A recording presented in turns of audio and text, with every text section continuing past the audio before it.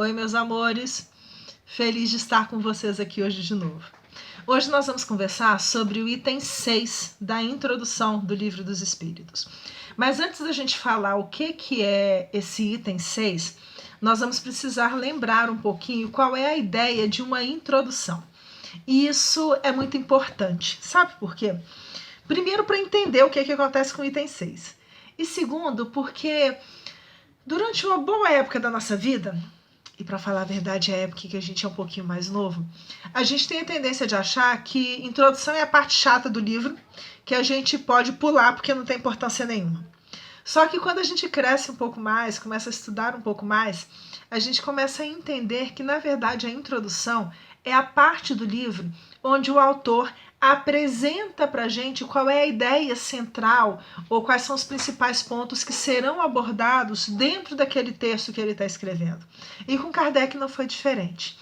Como ele estava, de alguma forma, abrindo as portas para um mundo novo, um mundo que ele tinha descoberto através dessas experimentações, era muito importante e necessário que, antes de tratar exatamente do assunto, ele desse uma ideia geral do que ele tinha encontrado, de quais as leis que ele tinha conseguido formular ou entender a partir dos conhecimentos que aqueles espíritos estavam trazendo para ele.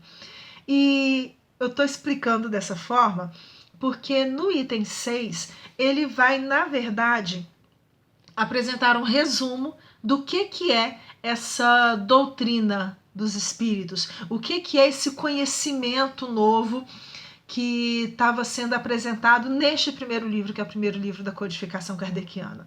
Então, no item 6, ele vai se propor a trazer um resumo da doutrina dos espíritos para que as pessoas conseguissem se inteirar melhor do que era o conjunto disso tudo. Até então, ele estava tentando falar dos fenômenos, o fenômeno das mesas girantes, a questão da movimentação das cestas, as batidas, até chegar na ideia dos médiuns propriamente ditos. E ele estava colocando também quais os argumentos que ele tinha até então para rebater aqueles que eram contrários à ideia que estava sendo apresentada para ele. Só que como ele já tinha feito isso, então é como se fosse assim, muito bem, a gente já entendeu agora como é que se deu o processo, como é que as coisas aconteceram, e a partir de agora a gente vai entender o que é esse conjunto de conhecimentos, porque a doutrina é um conjunto de conhecimentos, toda doutrina é isso. O que é esse conjunto de conhecimentos que está sendo apresentado por esses espíritos.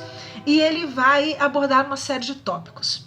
Por isso, nós não vamos vencer o item 6 numa única conversa. Nós vamos começar ele hoje e, para conseguir trabalhar as coisas com calma, ele vai ser desmembrado em algumas partes, até porque é o item mais longo que a gente viu até agora. Ele pega umas 4, 5 páginas mais ou menos.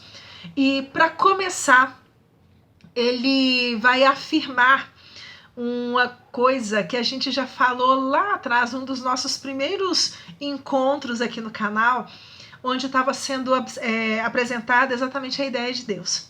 Kardec começa nesse resumo da doutrina dos espíritos, lembrando que Deus é eterno, imutável, imaterial, único, onipresente, soberanamente justo e bom. Esse é o texto literal que está lá. Nós não vamos esmiuçar esse texto hoje, porque lá na frente, quando começarmos as perguntas propriamente ditas, vamos tratar sobre Deus, e aí a gente retorna nesse trecho. Ele lembra logo depois que esse Deus, que tem todas essas qualidades, ele foi quem criou o universo. E o universo abrange todos os seres animados e inanimados, traduzindo todos os seres que têm vida e os seres que não têm vida, como as rochas e assim por diante. E, ao mesmo tempo, todos os seres materiais e imateriais. Materiais e imateriais? O que ele está querendo dizer com isso? Já não era só a ideia de animado e inanimado? Vamos tentar entender isso um pouco melhor? E aí ele continua. Os seres materiais constituem um mundo visível ou corpóreo. Esse mundo que a gente consegue enxergar quando a gente olha à nossa volta, esse mundo formado por animais, por plantas, por minerais, por livros, por móveis, por corpos, esse mundo é um mundo visível ou corpóreo. E os seres imateriais, que ele mencionou também, é formado pelo mundo invisível ou mundo espírita. É chamado de mundo invisível ou mundo espírita. E também pode ser conhecido como o mundo dos espíritos. É muito comum hoje em dia a gente falar de um mundo espiritual. É a mesma coisa. Mundo espírita, mundo dos espíritos, mundo espiritual ou mundo invisível. Esses dois mundos, o visível, né, ou o invisível, esse material ou espiritual, o conjunto dele e de todas as criações existentes é que vão formar o universo. Ele vai lembrar que, e isso pode parecer estranho pra gente, que o mundo espírita, que é esse mundo espiritual, ele fala assim, que esse é o mundo normal. O que é o mundo normal? No entendimento dele, é o mundo primordial. Ele ainda coloca assim: é um mundo normal, primitivo, eterno, pré-existente e sobrevivente a tudo. Ele é um mundo que na verdade existe, porque ele existia antes que esse nosso mundo existisse, e se algum dia esse nosso mundo deixar de existir, ele vai sobreviver, ele vai continuar existindo. A gente pode dizer que é como se ele fosse o mundo original. E lembra que a gente volta e meia nas nossas conversas falou sobre a ideia do nosso planeta como se fosse uma escola e a gente volta para o mundo espiritual quando a gente está voltando para casa? É como se esse mundo espiritual fosse esse mundo casa, esse mundo origem, esse mundo base, e esse mundo material, ou vamos dizer de outra forma, os mundos materiais de que se compõe o universo, são os mundos criados para auxiliar no nosso processo evolutivo. Ele segue ainda lembrando o seguinte, que o mundo corporal é secundário. Ele não foi criado antes do mundo espiritual, ele foi criado depois. E ele poderia deixar de existir ou nunca ter existido, Kardec coloca dessa forma, sem que por isso se alterasse a essência do mundo espírita. Se o nosso mundo, a Terra, não existisse, não ia fazer diferença nenhuma para o mundo espiritual. Complicado, né? Pesa, dá até assim um certo nervoso na gente imaginar isso, mas é exatamente essa que é a verdade.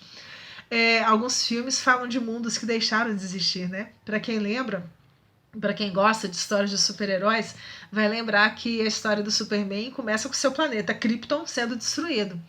E o fato de Krypton ter sido destruído, vamos fingir que era de verdade, ou o fato da Terra um dia ser destruída, ou Krypton nunca ter existido, ou a Terra nunca ter existido, não ia fazer com que o mundo dos espíritos também deixasse de existir. Ele permanece, apesar de todos os planetas que já foram criados, de todos os planetas que já existiram ou não.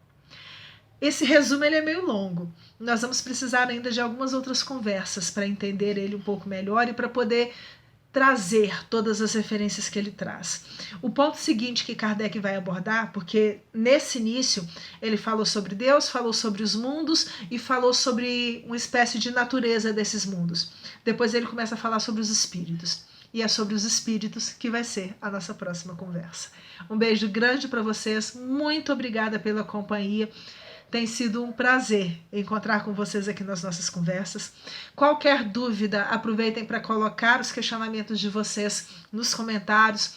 Se sentirem à vontade, inscrevam-se no nosso canal, compartilhem os vídeos, porque a nossa vontade é de trocar muita informação, aprender com vocês da mesma forma que a gente está aprendendo enquanto estuda. Um beijo grande no coração de vocês.